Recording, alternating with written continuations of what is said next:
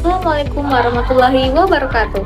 Halo semuanya, perkenalkan saya Meltia Zahra Ramadhani dengan NIM 23090150024 kelas C. Nah, pada kesempatan kali ini saya akan mempresentasikan materi mengenai Bursa Efek Indonesia, di mana saya memilih materi ini karena tentunya materi ini sangatlah relevan dengan perkembangan teknologi informasi dan dunia keuangan saat ini. Melalui website BI sendiri, masyarakat dapat dengan mudah mengakses berbagai informasi keuangan atau informasi perusahaan hingga laporan keuangan perusahaan secara digital melalui website BI. Nah, hal ini menunjukkan bagaimana teknologi informasi berperan penting dalam meningkatkan transparansi dan kemudahan akses data di dunia pasar modal. Nah, namun sebenarnya apa sih BI ini? Nah, jadi Bursa Efek Indonesia adalah lembaga yang menyelenggarakan dan menyediakan sistem perdagangan efek di Indonesia. Melalui website resminya, dia menyediakan berbagai informasi mengenai perusahaan tercatat dan aktivitas di pasar modal. Websitenya ini dapat memudahkan pengguna untuk memperoleh laporan keuangan, annual report, data saham, dan keterbukaan informasi perusahaan. Selain itu, BI juga menyediakan informasi keuangan perusahaan secara transparan dan dapat juga diakses oleh investor, mahasiswa, maupun para masyarakat umum. Nah, jadi untuk fungsi BI sendiri adalah yang pertama, menyediakan informasi perusahaan terbuka. Jadi, perusahaan terbuka akan tersedia informasinya di BI ini sendiri. Yang kedua, menampilkan informasi keuangan perusahaan, baik itu laporan keuangan yang triwulan, tahunan, hingga bulanan.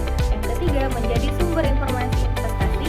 Yang keempat, membantu investor dalam pengambilan keputusan. Dan yang kelima, meningkatkan transparansi dan literasi pasar modal.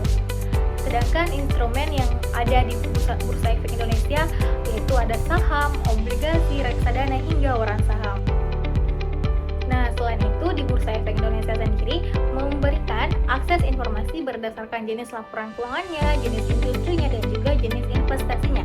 Untuk jenis laporan keuangan, dalam Bursa Efek Indonesia dia menyediakan informasi berupa laporan posisi keuangan, laporan laba rugi, laporan arus kas, laporan perbuatan ekuitas, hingga annual report yang dapat diakses oleh masyarakat umum, para investor, ataupun para mahasiswa. Yang kedua, akses informasi berdasarkan jenis industri.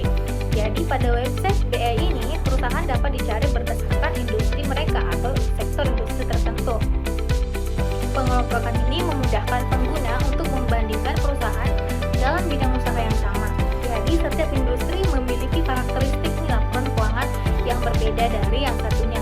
Misalnya, sektor perbankan yang lebih fokus pada kredit dan dana nasabah, sedangkan sektor manufaktur yang lebih fokus pada produksi dan juga penjualan barang.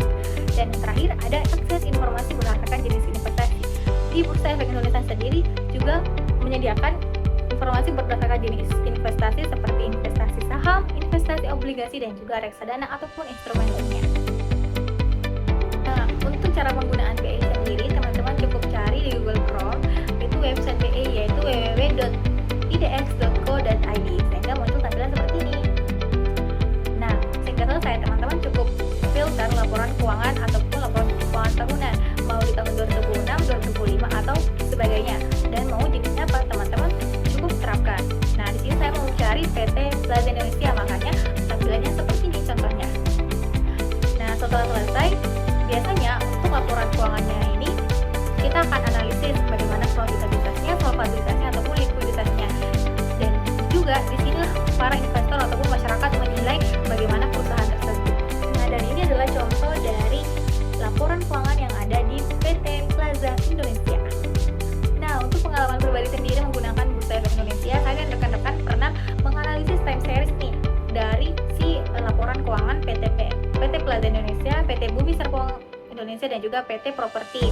Nah, kami menganalisis solvabilitas, profitabilitas, dan juga likuiditasnya sehingga muncul tampilan seperti ini.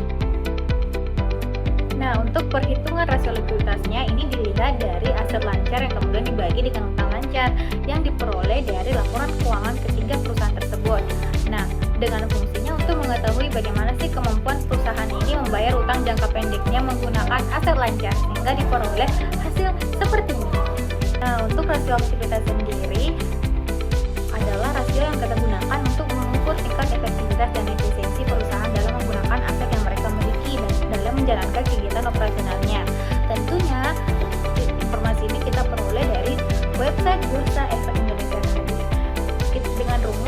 akuntabilitas, yaitu total aset turnover atau TATO sama dengan penjualan dibagi dengan total aset, yakni penjualan dari ketiga perusahaan tersebut dibagi dengan total aset dari ketiga perusahaan tersebut, sehingga menghasilkan seperti ini yang berfungsi untuk mengukur kemampuan seluruh perusahaan atau seluruh dari aset perusahaan dalam menghasilkan penjualan. Nah, untuk perhitungan rasio solvabilitas kita gunakan untuk mengukur kemampuan perusahaan memenuhi seluruh kewajibannya. Di sini kita peroleh informasinya tentunya dari laporan keuangan tadi yang ada di Bursa Efek. Nah, dengan rumus debt to asset ratio sama dengan total utang dibagi dengan total aset dikali 100%.